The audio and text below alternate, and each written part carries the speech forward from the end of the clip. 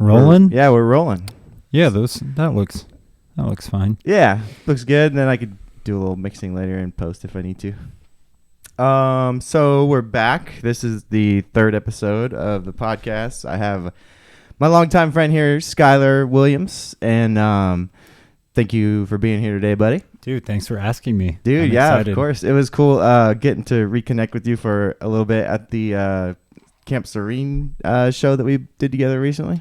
Yeah, that was super fun. I didn't even know that was going on until I got, the call that morning, and yeah, it made my whole week. Yeah, no kidding. I know, it was super cool. I didn't really know that I was in for such a treat going into it, and it was like totally like everything I wanted. It was like disc golf and music, and so it was really cool. And then getting to reconnect with all the Fortune's Folly group and seeing you again, and it was just really cool to get to do that again because we haven't done it in for so long. So totally, it was like a much needed community event for me. I hadn't seen anybody in the local music scene in a while, and I certainly hadn't run sound for anybody, hadn't been around any of those people, you guys, in that capacity in so long that I was just like, oh my God, I miss this so much. No kidding. Yeah.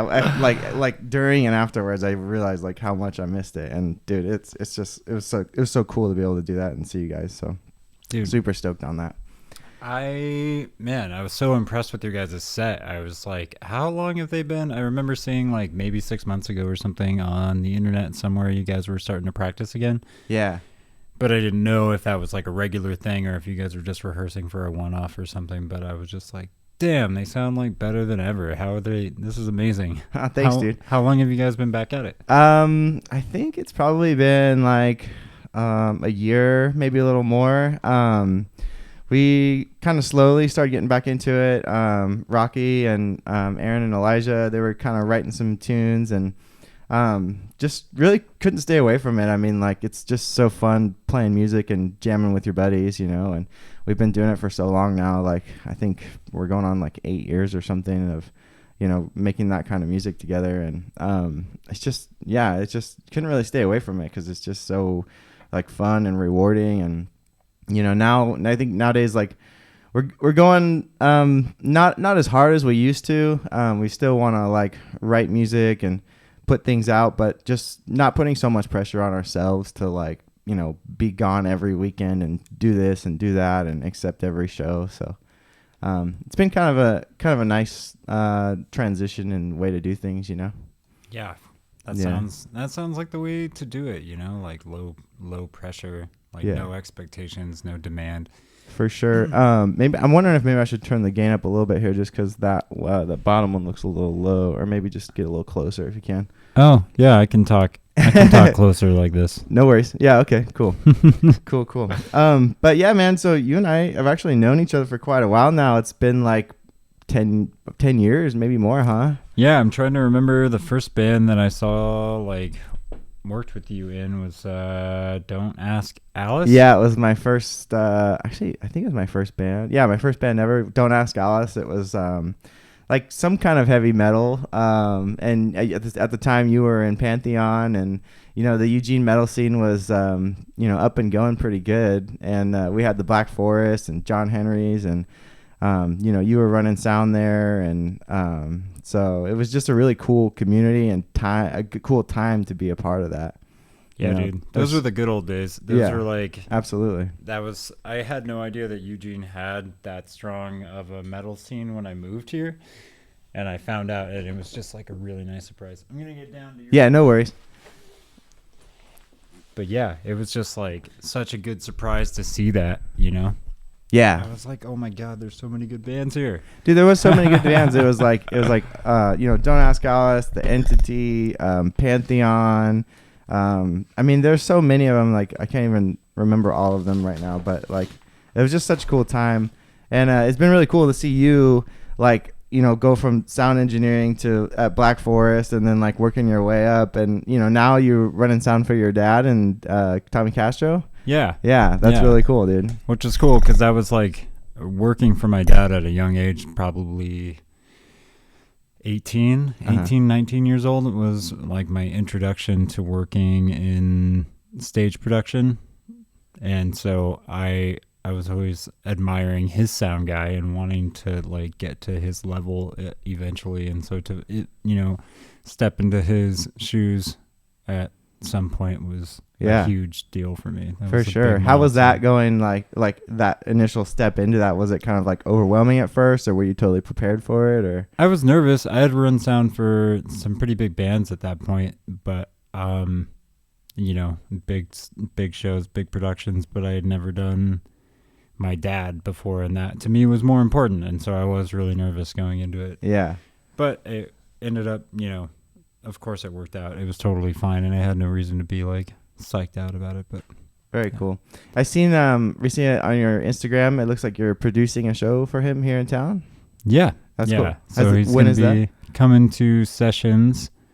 I worked at Sessions for a long time, and I love that place. I love Danny, and yeah, great venue. Yeah, played both of their stages, and it's just so awesome. It's such like a party. You have the right band in that space, and it's just like a really good place to have a good time, see live music. So absolutely, I wanted my dad to come to town and like have that experience for his band. So yeah, I haven't been there. I don't know if I've been there since it's been Sessions or not. Gosh, it's been so long since I've even been there. Have they had any shows recently? I haven't really followed. I think they had like a grand reopening show last Saturday or the Saturday before that. Oh, okay. So very recently. Yeah. But they were quiet, the whole year, this whole past year. And then they took the opportunity to do some remodeling and stuff. So they opened their doors a little bit later, I think, than some other venues. But yeah. Oh, speaking of other venues, have you been to Big Dirty yet? I haven't. I haven't either. But I've seen, I've been following it. Me too. So much. It looks so good. Yeah, it looks incredible. Yeah, I can't wait to get in there. You had something booked there, don't you? Well, I was working on it. I haven't confirmed anything yet, but Tulpa's is getting ready to do our debut. We haven't booked anything yet. We're about to be, I guess, probably close to being done with the rehearsal phase, so we should be ready soon.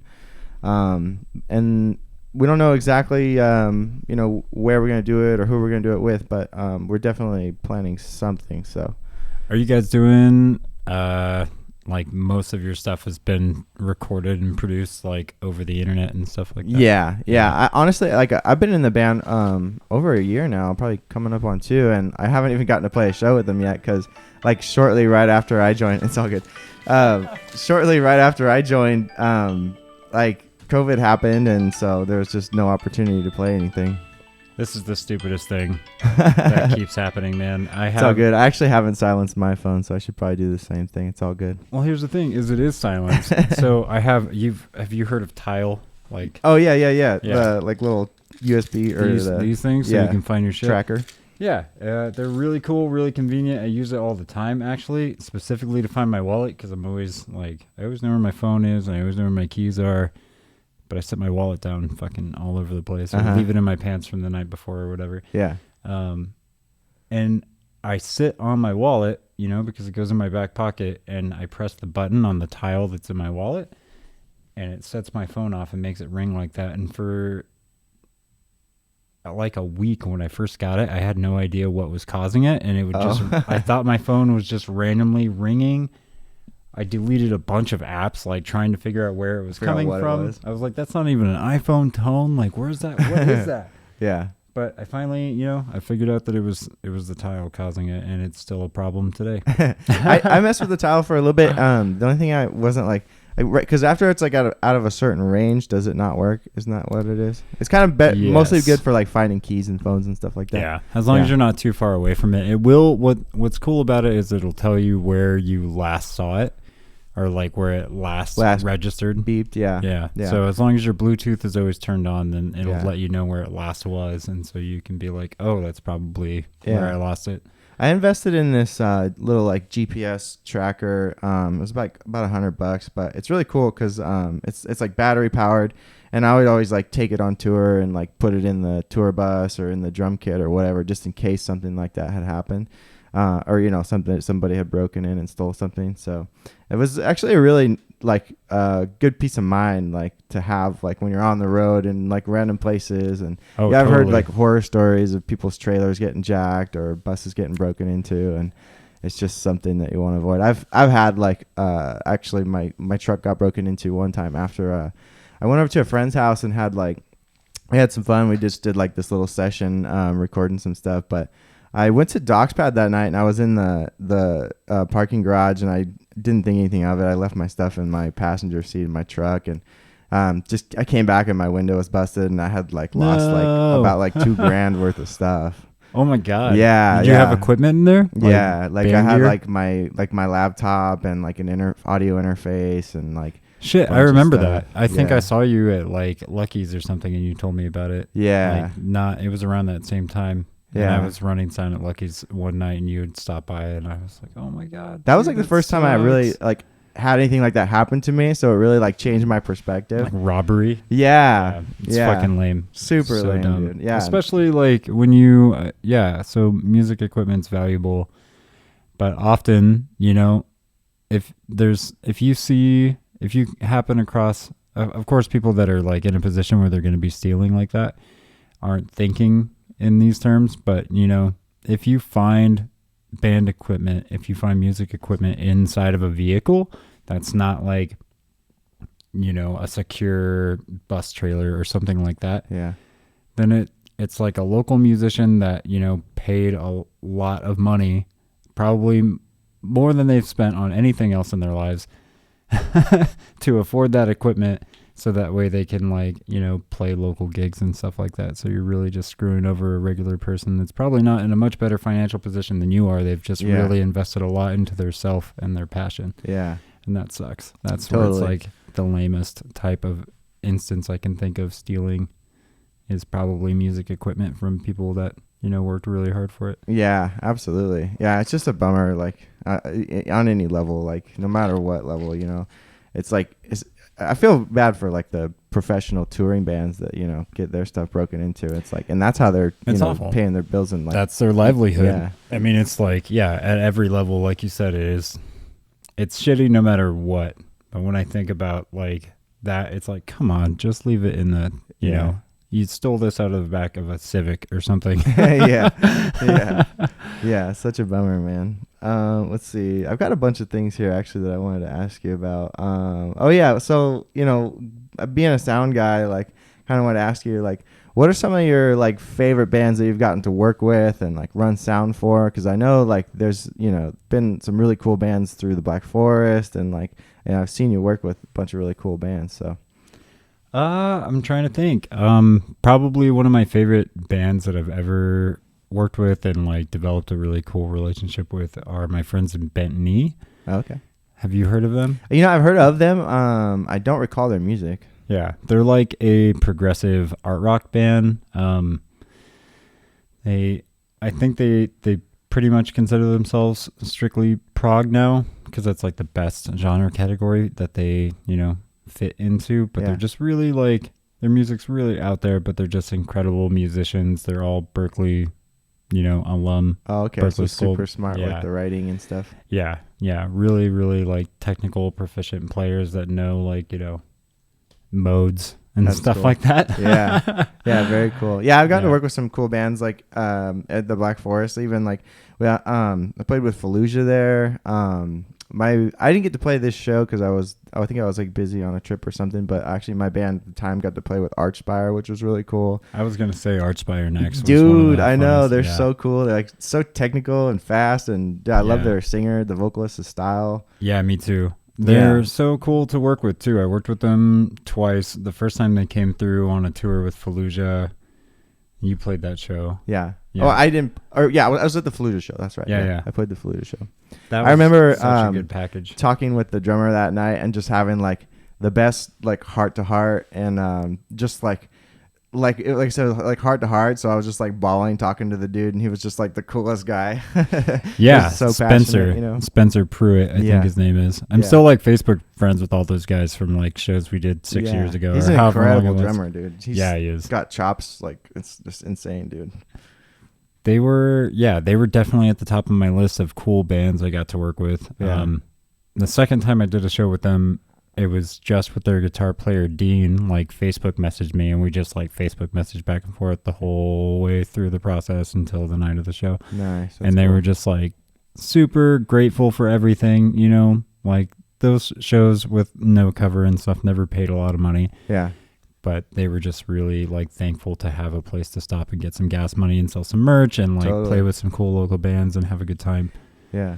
And then like within a couple of years, they became like one of the most like the biggest, one of the bigger names in the genre. Yeah, totally. Yeah, like one of the biggest tech metal bands there's ever been. So for sure. Yeah, the Black Forest, man, it's just like it was such a like small bar, but like it was so much good times in there, like so easy to pack, and like, you know, everybody would show up every weekend, and it was just like the energy was always on. Yeah, it was always so high. Yeah. I think a lot of it had to do with the space and like just like the atmosphere, the intimacy, like that little stage. Totally. Yeah. I miss playing on that stage specifically. I remember not like, if you had ever showed me like a bandstand style like step of a stage like that before, I was never like, you know, oh, I wish I could play on a stage like that. I was, you know, that's not the kind of stage you really like aspire to want to play on, but totally. I'm so fond of them now because of my experiences playing at Black Forest. One of the really cool things like about that stage too was the way that little like wall that would separate the door walkway from the stage, and you could like stand there and like have like an inside perspective, like watching the band. It was just like so cool to be able to see like that close, that up close, and watch them work, you know? Yeah, that's a good point. I never, you know, every time I was at a show there, I was running sound, so I never really got to do that. But I saw people hanging out there, you know, like with their drinks or like, you know, with their arms up on it all the time. And yeah, that's an interesting perspective. Dude, that's funny because this reminds me of one time I was watching the Athearchus there, and Dano was playing drums, and you know how he plays drums and sings and everything. Dude, somebody was literally like tossing tater tots from the crowd into Dano's mouth, and he was like catching them while playing drums and not missing a beat. I was just like, this guy is a machine, dude. He totally is, dude. So much endurance. Like he and Aaron both, like when they perform, their endurance is like unmatched. So they high. Just go for hours, like 3 hours, no breaks. Any other band I know that plays over an hour and a half is like gonna take a break. Totally. Like, okay, we're taking 30 minutes to like get drinks or whatever, but not the Athearchus. They'll just fucking thrash for 3 hours, 4 hours.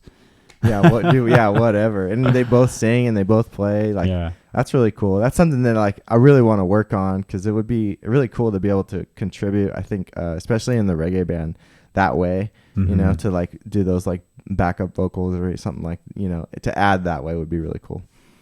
You know, add vocal harmonies and stuff like that. That's something that I would like to see more of in metal. I feel like there's like a big aversion, and I get it, because I even know people that like melodic singing and like melodic elements in metal music and heavy music in general, but for some reason they don't always like them mixed. And I get that there is like a bullet for my Valentine type like cheesiness that can come across in you know, depending on how it's done. It's like that like metalcore somewhere in that like area of the genre. Yeah, definitely. Like, I don't even know what you would call that corner of the genre, but it's definitely a form of metalcore that got like almost just poppy and I think it turns a lot of people off that like heavy music. Like, I was in the car the other day, and I've been listening to this band called Spirit Box since 2017. And last summer they released a video and it went viral, and then they got like one of the biggest agents in the business picked them up, and they're putting out a record, and they're like on all these major festivals and stuff now, which is really cool. It's really cool to I've followed a band from like their first 3-song EP to like where they are now in such a short amount of time, get so successful. But anyway, I was listening to them in the car with my friend that like when he listens to metal, he listens to like Slaughter to Prevail and stuff like that. I've just been like getting down on them. I kind of recently discovered them within probably like the last like 6 months or so. And dude, I'm digging it. It's pretty cool. Yeah. It's Yeah, like they're so super good. aggressive, super duper heavy. The vocals are fucking insane. Yeah, it is I'm just insane. like, you're a demon. You're like, nobody, Yeah. something's wrong with you. to Like be when he able to goes make into those that noises. like tunnel like scream or whatever, it's Yeah. just like it Tunnel sounds throat. rude. Yeah. It's just like, oh my god. Yeah, it sounds like he's like burping in your face or something. Right. You're like, this is fucking offensive, but I love it. Yeah. Have you heard, you probably heard that Lorna Shore song that came out a couple months ago? Actually I haven't. They have a new vocalist, and apparently he's like super young, like 22 or 23, from what I understand, but he's just fucking got the gnarliest voice. Yeah. Like the most insane vocals I've ever heard. And there's the single that they put out was circulating around quite a bit because at the end of it he just does this like a cappella type. It's a really slow breakdown, so it's just like China and silence, and then the vocal is just like going off like he's like going through an exorcism or something. Yeah. And it's so uncomfortable to listen to, but at the same time you can't stop listening to it because it's so good. You're like, whoa, I've never heard anybody make these kinds of sounds before. It's really, really good. That's what I really love about like that kind of music is just they're always like pushing it to like cutting edge of like what can be done. That's what I really like about that kind of music. Yeah, I think it goes through big, long periods of time where like everybody starts to just like copy everybody else, and a lot of it's like kind of cookie cutter, and it's hard to differentiate a lot of bands and sound and stuff. Does end up sounding like a lot of it does end up sounding similar, but then there's some of them that like do stick out, and you're like, whoa, what is this? Right, and then I think it just reaches these points where it has to evolve. Like it reaches like a point of tension where everybody's like, there's a bunch of bands doing the same thing all at once, and then eventually something new is born from that, which is cool. Somebody, like you said, pushes the envelope and just gets like to the next level or does something a little bit differently that makes it interesting again. Totally. Yeah, like we were talking about Archspire. Like I love how he like is so fast. He's like a rapper, but like a death metal vocalist. Like that's pretty wild, dude. Like just the technicality, to be able to combine both of those things to be able to like have your voice distorted but speak so fast. It's like, and clearly too, like if you know what he's saying, like it's just wild, man. Totally. You can really understand what he's saying. I can't remember the song.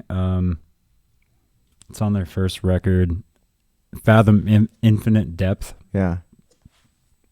That song is the shit. It's my favorite. And you can, if you know what he's saying, you can hear he enunciates everything very, very well. Yeah, totally. They're super sick. And their drummer is just like always on the gravity blast, and like it's just so fast. It's crazy, dude. Blows my mind.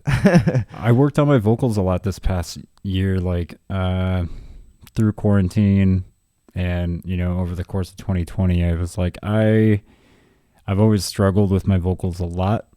Like Pantheon doesn't have a record in part because I always would take too long in the studio and could never get really good clean vocal takes. It took like everything I had to get through like a song. And then I would just blow my shit out all the time. And I thought for years that I was using correct technique, but it turns out that I learned last year that I didn't know how to scream. Yeah. And this comes full circle back to that Fallujah show that you played with Archspire. I put a band called Cyborg Octopus on that bill. Yeah, I remember that. Yeah. They were a Bay Area band just like Fallujah. They went to high school with those guys and stuff, and they knew that I had booked the show, and they asked if they could play it. And I was like, if you want to drive up from San Francisco just to play this show, absolutely. Yeah. Like we'll get you it. Yeah. And so I think they put together a little tour around it to make the date work, and they came up and killed it. They're so good. David Wu, the guitar player, went on to become a pretty successful YouTuber. Oh, okay. I shouldn't say pretty successful. He's very successful at it. He's got a number of different like content areas that he focuses on, but one thing that he organized was like a screaming module that you can, where he teaches you how to do vocals. Oh, okay, yeah. I've seen some Like, cool videos that are really very like explanatory. Yeah. But, I've looked at videos for years, dude, and I've had a really hard time finding anything that helped me get any better, but I took his class and it helped me get there. I've never been able to like get that down, like that vocal style of screaming. Like every time I try, it just sounds so ridiculous, and I'm just like, I'll stick to drums. It's hard. It's hard. Really discouraging. And I'll tell you what it is it's like, and it's the same thing with drumming. I don't know how long have you been playing drums? Dude, like I'm going on like 13 years, I think now. I started in 2008 when I graduated high school. Oh, really? You didn't start until after Yeah, high I started school? late. Yeah, but Damn, like dude, that's once I awesome. started, I just like stuck with it and just like hit it really hard. You know, like every day, like be doing drills and working on speed, and because it for a long time I was like, especially in the beginning, it was really tough to be playing this kind of music when you haven't been playing for very long, because it takes a while to develop those skills and like to go fast and to play blast beats and stuff. So I had to spend a lot of time just like sitting behind the practice pads and like, you know, to a metronome and a stopwatch and just working on it for a while. And that's what it takes. It's just like flexing that muscle like frequently and often and working at it every day. Yeah. It's the same thing with vocals. I learned was that I was hitting these points where I just was like, oh, I can't figure that out. I'm not even going to try anymore because it was hard and it was hurting. It was painful. Yeah, I can imagine. I finally learned an approach with David's class where I knew when to stop and when I was doing damage and when I should like call it a day. Finding that threshold. Exactly. Yeah. Yeah. And yeah, man, it's just like anything else. It's just a muscle and you have to exercise it. And then eventually you'll unlock like whatever it was, like you'll figure it out, like learning guitar chords that, are really hard to put your hand in that position. Uh-huh. I don't know if you fuck with the guitar very much, but barely.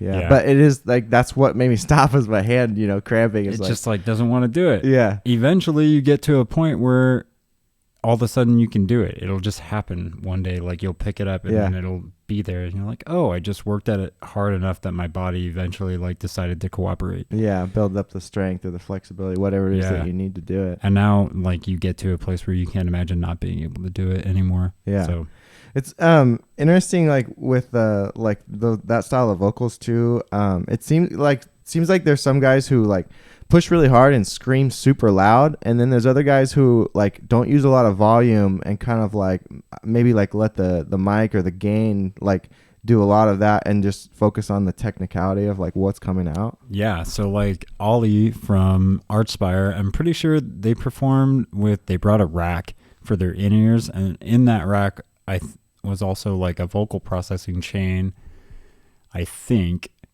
that I took his vocal line out of, that just had like a compressor on it. Uh-huh. So that way it just kept it at the same level, because he really doesn't project. He's really quiet, sort of fry vocal singer. So he's just using his throat. And so he can like focus on being faster and maintaining the same tone without like focusing on throwing, his throat out at the microphone. Yeah. Yeah. That's what I would do. That's how my vocals are. My vocal style is like 100 scream, like loud, 100. And like I was a false chord singer, and now I use which is how you get the like really brutal flappy like big vocal sound. But I've learned now that I am way more comfortable frying, and that I can get lows that way too, like Ollie does in Archspire, that are way more sustainable for me. Word. Yeah, that's cool. I figured it does seem more sustainable, like to not have to push so hard to make those noises. But it's cool to hear that you're still working on that kind of thing. Are you guys planning on releasing anything? I know you guys were working in House Dark, recording some stuff. Yeah, we started that project with J-Rock at House Dark like probably 4 years ago. I don't know, maybe longer at this point. It's been a long time. Yeah. I remember it was like 2017, maybe, something like when that, he was just starting. We were like the first, I think, I might be wrong, but I'm 99% sure we were the first band that he was working with, and it was for practice. So he was willing to like, just like work with us for free to get a band recorded for his projects. Yeah, he's been working on that for a long time. It's come a long ways too. Totally has. We've scrapped it because, he's evolved and he's gotten so much better, and he has all these new tools. And so he's like, this stuff is useless. We need to do it all over again because like, I can't work with this. I can recapture this and do it a lot better. Yeah, so you'd be starting from scratch basically. The problem is Pantheon has not been an active band very much within that time that we've been working with J-Rock. So and then of course with the state of the world, lots of things have changed for all of us in our personal lives and stuff. So we just haven't really been much of a band, and we haven't really been able to focus on it. There was a period of time in 2020 where we were redirecting it, and I had been working on my vocals and stuff, and we were going to get back in there. But there's just some hangups with some other members in the band, and so I figure we're just going to come back to it eventually. I would really love to see it finished. I know that J-Rock would love to see it finished, and all of us in the band would be really, really happy to be like, this was Pantheon. We did it. We have the record now to prove it. We have the memories. I would love to see that too. Honestly, what I would like to see happen is that we give it one more push and we do it right, and we release some good quality content and, hopefully some good quality music as well. Heck yeah. Yeah, man. I know it'll be recorded and produced quality because of J-Rock, but whether or not the songs are good, that'll, depend on whether or not we are willing to commit as a band to making good music. Yeah. Yeah. It's hard, man. It really is. It's tough. It takes time and a lot of thought, and so it is tough. So you have another music project that you've started now though, right? Yeah, I've been also in 2020 I focused a lot of my energy on in 2019 I got Ableton, and I started fucking Ableton around a little bit. That's tricky. It is tricky, but once you just work at it a little bit each day, and then all of a sudden it's second nature, and you understand the software, and it's really intuitive. Yeah, it seems good for live performance type of stuff. It really is. It's set up for both. It's set up for music production, and it's set up for that was kind of what I found kind of tricky about it, is there's two sides to it is what it kind of seems like. Most DAWs is just it's laid out all in tracks in front of you, and then Ableton is totally different. So the mixer side is referred to as clip view, so you have all these clips, and some people use that to write music. They'll have a drum clip and a loop of a guitar or whatever, and they can just mess around in the clip view, mashing up these different things and adjusting the tempo to try to write music that way. That's too hard for me. I use arrangement view like you would in Pro Tools or are you using Logic here? Logic. So then what's the name of your new project? Cameo. The Cameo. The Cameo. Yeah, the Cameo. Yeah. That's cool. And you just got done doing a show, right? Yep. Nice. Where'd you play at? It was at a little festival that a buddy of mine put together called Dinosaur Camp Party. It was the second event that he had done. I had helped him quite a bit with the first one, and it was something we called Spook Trip Forest Trip. Right on. We did around Halloween of 2020. It was a socially distanced, masked only outdoor event with probably 10 bands. This time we did 15 or 16, and it was a 3-day event, and it was super fun. Nice. I saw some photos, and it looked like the lighting was really impressive. You guys had a big screen, a LED screen or something behind you. Yeah. That's cool. He works closely with a mutual friend of ours named Ryan, who I don't know if he has a company name or not that he likes to use. But his Instagram is it's easy okay, and it may be with or without underscore separating it, but you can check his stuff out. It's so sick what he does. He does, live projections. I gotta check that out. And he does it a number of different ways. Yeah, he's pro, and he's very, very, very good at what he does. Heck yeah. Yeah, speaking of that too, the guy that was doing lights at the Camp Serene show, he did a really good job too. Johnny. Yeah, it was nice talking with him. He was a cool guy. Yeah, he does the Cuthbert and stuff, and McDonald, he does the Keezy shows. That's so right. He's a pro. Yeah, definitely. Yeah, he's very serious, very passionate about it, and that was one cool thing to get to talk to him. He's such a pleasure to work with because he's just the chillest guy, and a lot of people in that industry are kind of jaded, and it's hard work, long hours, and everybody gets tired and grumpy. Yeah, but he's always in a great mood. Right on.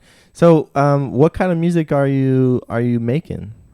So I haven't listened yet. The Cameo is like right now all I have released is just like some instrumentals that I worked on while I was learning. So it's just basically what I was capable of producing. Okay. So it's like, are you doing like live DJ type stuff or? No, I'm interested in that, but the Cameo is going to be more of like just a self-produced semi-electronic, like analog electro. Oh, okay, cool.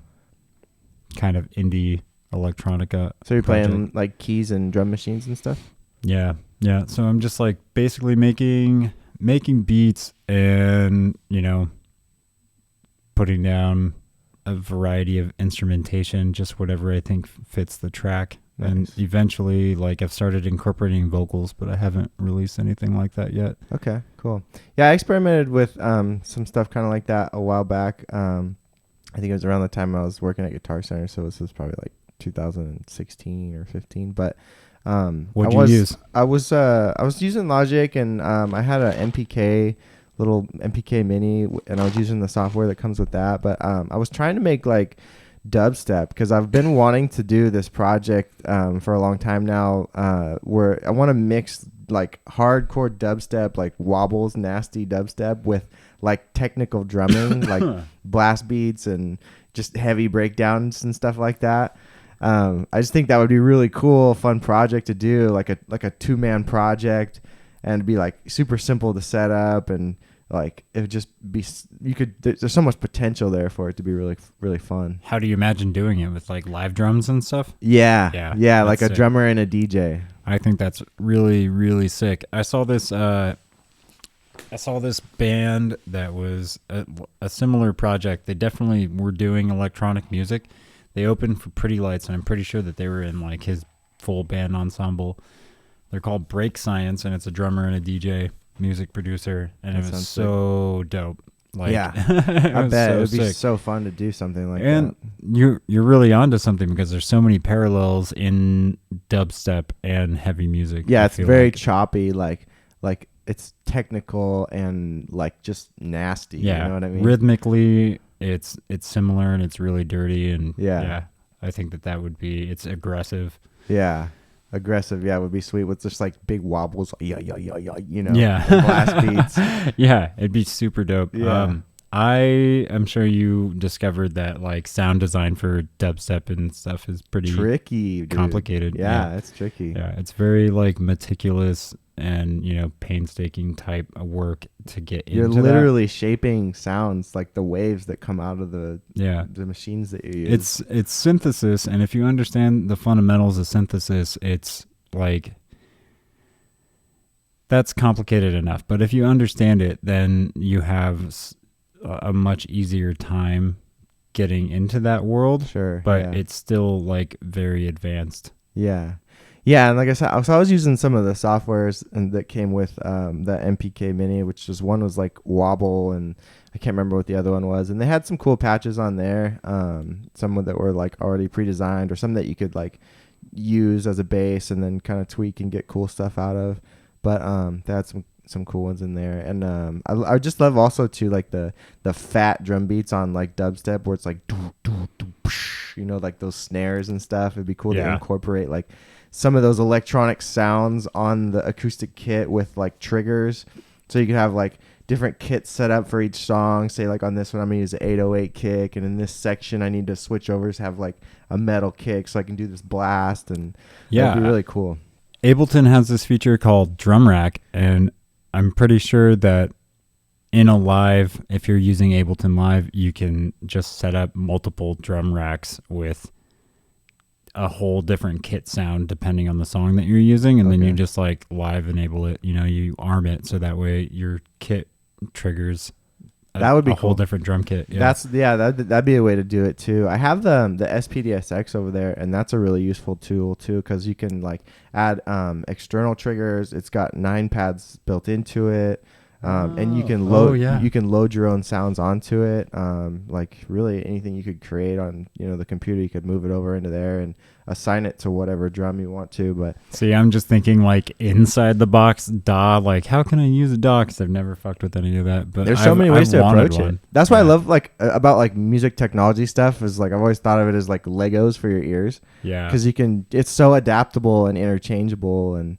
Like you can use this with that. Yeah, that's a cool analogy because it totally is. Everything, there's more. There's like, I don't want to say endless, but there are so many possibilities and different ways to approach the same thing. Absolutely. Like different means to the same end. Yeah. It's cool. It is cool. Yeah. It's just like there's so many possibilities. It's really whatever you want to do. I get overwhelmed, and sometimes like when I sit down because I want to work on music, I get overwhelmed and like don't know where to start because there's just like so much to do. It's almost like I work better when I have limitations. It's like you can only use, so I have to do that for myself. I'm like, okay, I'm going to use this piano and like I have to make a chord progression out of that, and then I can start adding stuff. But like this is the one thing I have to start with, so that way I have something to start with. I kind of hit a point like that with my kit where like I basically like covered all the bases, like had everything I wanted to have on it, and then once I added the SPDSX on there, it was like, okay, well I can have anything else I want on there. If I want a conga or if I want a tambourine or a shaker or whatever,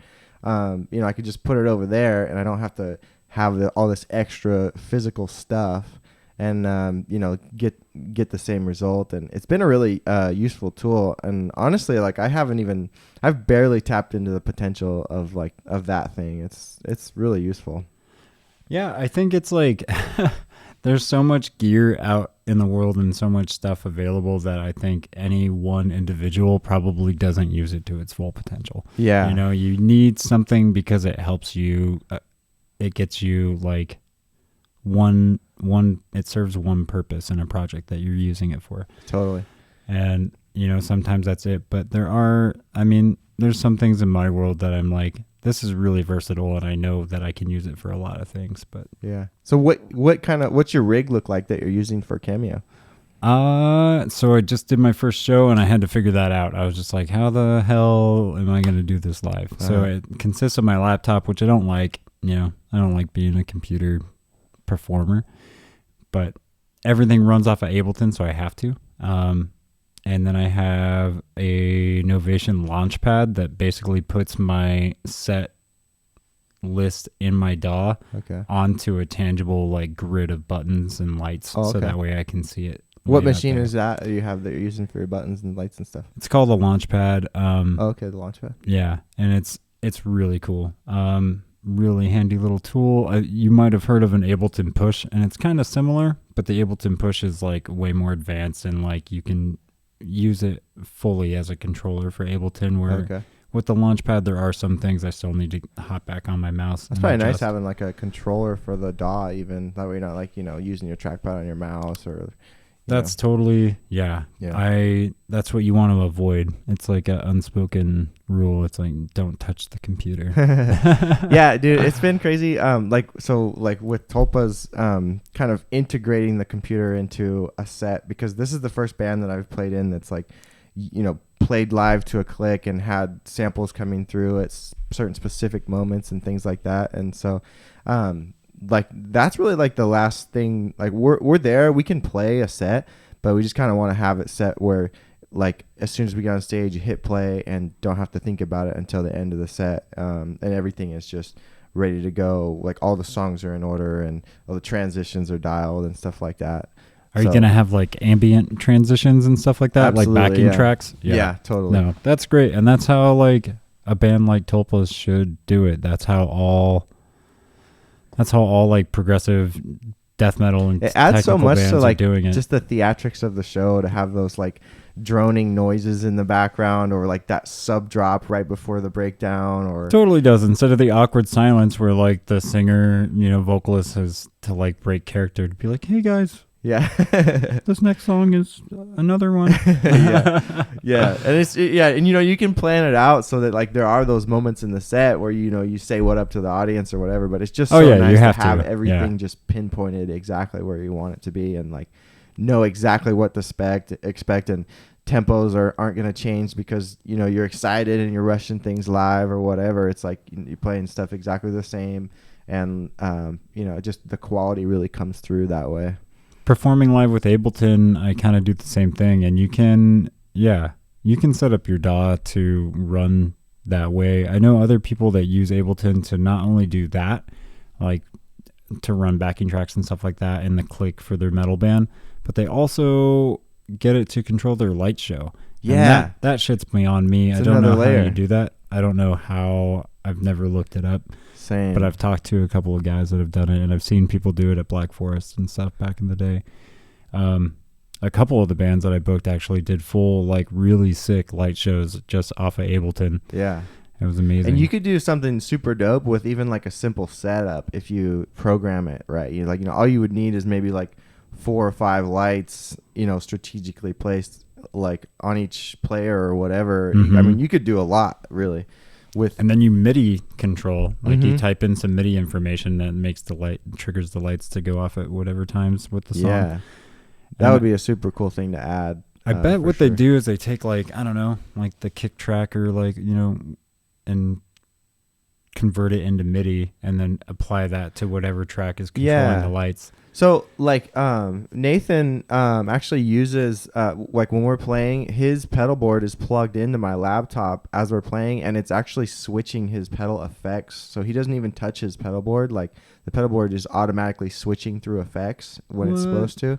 So it's probably something similar to that. Yeah, that's super sick. That's Yeah. cool. And is that like per song or during the song?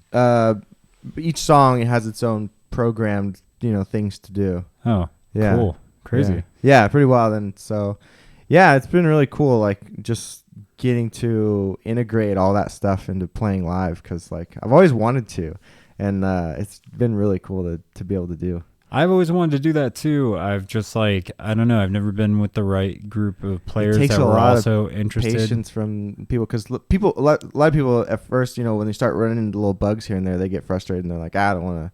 It's just I just a want mental to block. plug into my amp and, like, that's it. Yeah. But if you just take a little bit of time and understand and learn how to actually, you know, make it work with what you're doing, it's very beneficial. Yeah, absolutely. You can enhance and elevate your stage production, like at low cost, you know, performing at this level and still having something like super, super sick. Super high quality. Yeah. Yeah, totally. Speaking of high quality, man, like watching the concert I went to this weekend, Revolution, like just everything about it, dude, like the stage, the lights, the band, like just everything comes together so perfectly, and like you know, it's like no one misses a note, and it's so impressive when you see a performance like that, you know. Yeah. I saw pictures from that production and it looked stellar. It was really beautiful. Yeah, I've seen them, like, you know, probably 10 times or so, and it's like every time I see them, it's just super inspiring. Like I was telling you, like every time, like when, like after like the first like 30 minutes of the set or whatever, I'm just like crying because it's so inspirational and awesome, you know, like so proud of them. I've watched them like go from playing you know, like McDonald and Wow Hall, and like now they're on the stage at Cuthbert, and like they're just it's just so inspirational. Yeah. Are they man, how long have you been following them? I've been following them since like high school, so probably like 13 or so years. That's cool. So you were already like a fan of this type of reggae before you started playing? Yeah. I was like, I was listening to reggae in high school, and yeah, like my first like musical passion was definitely heavy metal. I just identified with it more and appreciated the technicality and stuff. But I've always liked all kinds of different music, like everything from reggae to death metal and, you know, pop, and like I really just good music is just good music to me, you know. It's really about like the writing and like the message, and you know, it's nice to be able to have that contrast too, you know, like instead of like always listening to super heavy metal or, you know, always listening to whatever's on the radio. It's nice to have contrast. Yeah, absolutely. I agree. I am just like a fan of music in general. Like there's not any particular genre I could pick out and say that I don't like that. There's definitely genres I listen to more than others, but Yeah. um, I'm just like a fan of like good production and good songwriting. Mostly, I'm like a fan of songs. Yeah. I was thinking about this a lot earlier this week. How there's so many different kinds of music fans, and I'm really kind of all encompassing when it comes to my taste. It happened because I was like running sound for a jam band, which is like one of my least favorite types of music. I was never like a Grateful Dead fan, or like any of the like neo jam bands that Run sound for those bands. I've run sound for them, and they come through Eugene, and there's so many amazing fucking talent and talented players in those acts, but dude, it just doesn't do it for me. Like, it doesn't hit my soul in the same way that it does like those people. Yeah, and there's always going to be those things that you like more than others or whatever and stuff like that. Right. Dude, this is kind of funny because because I've been a sound guy in some of the local clubs around town and stuff too, and like one of the things that always like used to just get me, because like you're there like whatever every week or whatever, and you watch these bands and stuff, but like when the guitar player would like come in and just have his amp cranked to like 11, like no matter what, even if it was like way too loud for the club that they're in, it's just like, bro, you could turn that down and it would sound so much better. Well, that's the thing, is like I have to empathize with a lot of these guitar players specifically, because it's like they get their tone at a certain volume out of the amp that they like to use. Yeah. So they've crafted their tone. They found the tone that works best for them, that they feel like they identify their sound with the amp that they were playing at the time. And if that amp has to be at 11 to get that fucking like just like slight bit of hint of distortion or whatever it is that they're chasing, like, then that's how loud it has to be. And I understand that, but there's solutions out there to get it quieter, and you need to invest in that. Yeah. If you're going to be playing like the size venues that you are.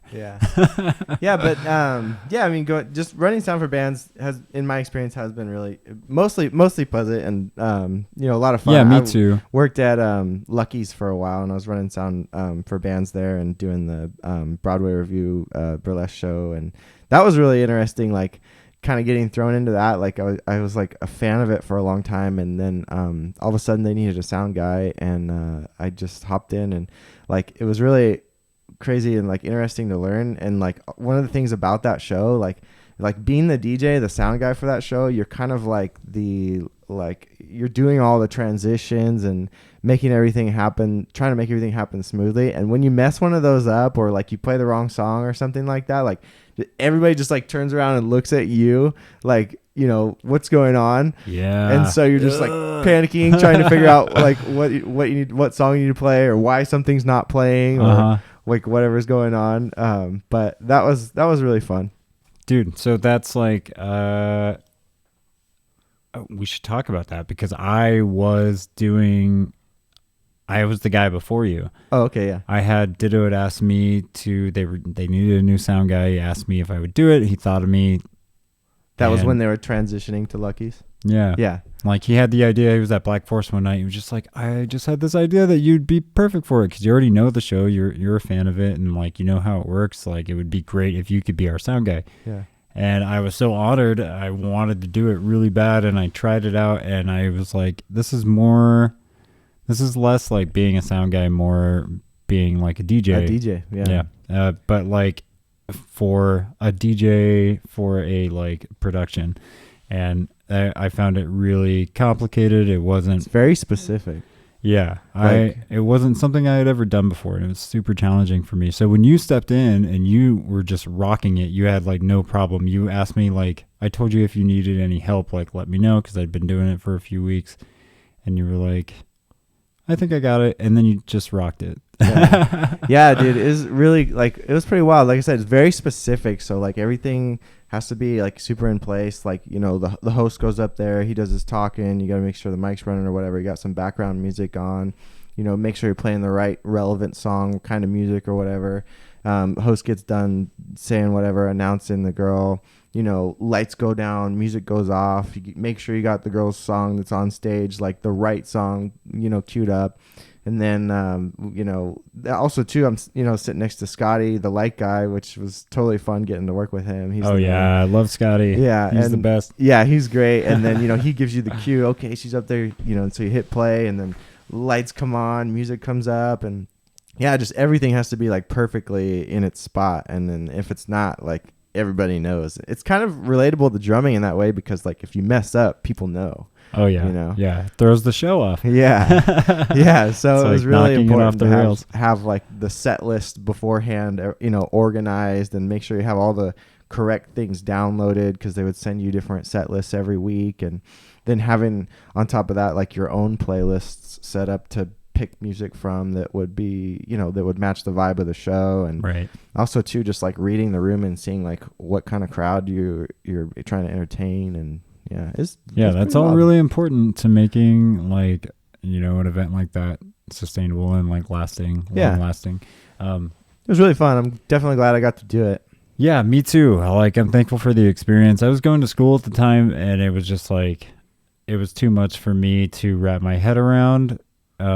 At the time, I knew that I was capable and that I could get good at it, but I was like, is this something I should be investing my energy in right now? Sure, yeah. Probably not, as much as I like it and want to do it. It was just not the right time. Yeah. It was, man, so fun though. Such a unique thing. I remember the old John Henry days and just like... That was like the pinnacle of it for me. Big time, dude. Yeah. Those days were so amazing. It was so much fun. And so Lucky's is a great, it was just different. Yeah, it was definitely different. The stage and, the vibes and everything were different. Like, because John Henry was just such a, punk rock bar. Lucky's was gum on the walls and spider webs in the ceiling. And, just so punk rock. And then every Sunday there's this crazy burlesque show. And then having Brooklyn J be the host of it. Yeah. He really added his own, flair on it, and he was really good and funny. He's hilarious. He could be a stand-up comedian. He's so absolutely funny. Yeah, and his delivery is great on stage. His voice, everything about how he would MC the show was him.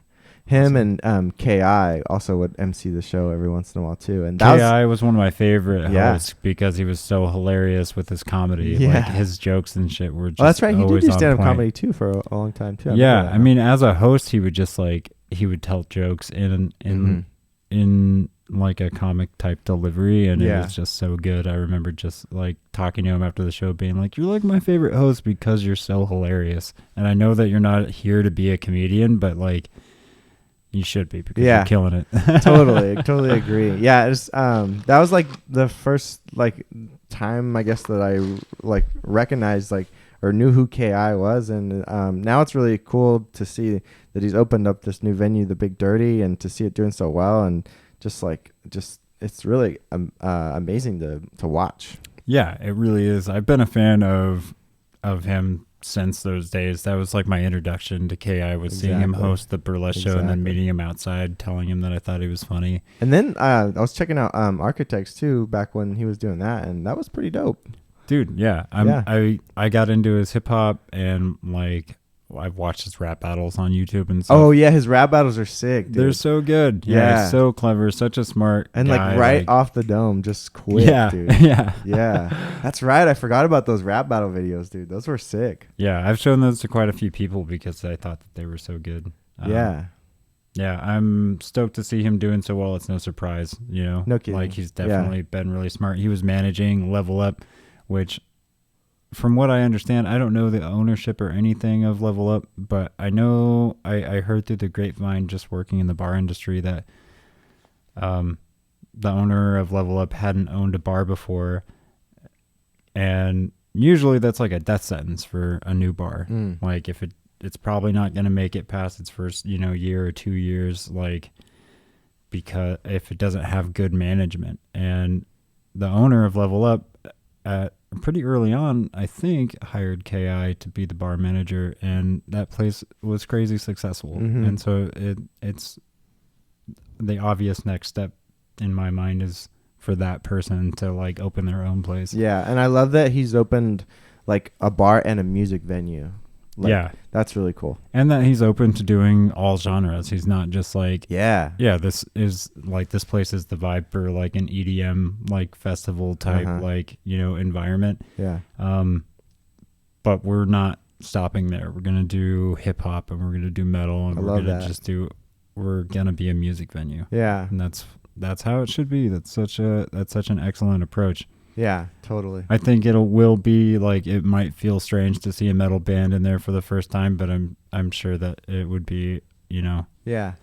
Yeah, I think with adjustment. the right lineup especially, like it could be done really well. There's still some bands around town that are from that scene that I think it would be cool to incorporate. Like when I was talking to you about doing the Tulpa's debut, and you know, that would be really cool to build a show like that with some like local legends on it to kick it off that way. Would be really cool. But yeah, I just love that they're open to doing all different kinds of things. Yeah, it's fucking cool because so many venues aren't that way, you know. They're like, we do this but not metal. Yeah, you know. Metal's a tricky one too, and I get it because, you know, it's not for everybody. Not everybody's into it. And it's not just the sound, it's not the music itself, that it's what they associate with the music. Yeah. You know, they associate mosh pits and they associate violence and like, you know, just like a like almost Neanderthal type demographic that's going to come in and abuse their establishment.